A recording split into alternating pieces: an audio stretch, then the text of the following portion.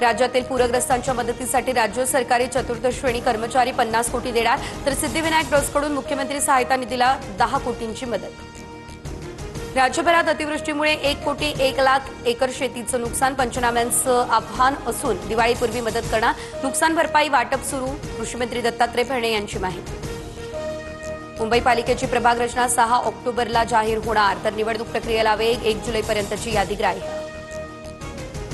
अनुसूचित जमातीमध्ये आरक्षण देण्याच्या मागणीसाठी बंजारा समाज एकवटला, तर चंद्रपूरमधील राजुरा, नांदेडच्या नवा मुंढा आणि वाशिममध्ये भव्य मोर्चा। मुख्यमंत्री फडणवीसांच्या अध्यक्षतेखाली धनगर समाजाच्या आरक्षणासंदर्भात 2 तास बैठक, देवाभाऊंनी आमचं समाधान केलंय, कायदेशीर बाबींमध्ये ते स्वतः लक्ष घालणार आहेत। बैठकीनंतर प्रकाश शेंडगे यांची माहिती।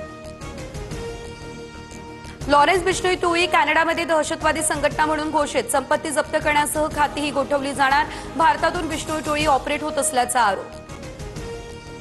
भाजप कार्यालयाचं पेटतं चित्र पोस्ट केल्यानं महाराष्ट्र काँग्रेस विरोधात गुन्हा दाखल, महाराष्ट्र भाजप प्रदेश कार्यालयाच्या तक्रारीनंतर मरीन ड्राईव्ह पोलीस ठाण्यामध्ये गुन्ह्याची नोंद।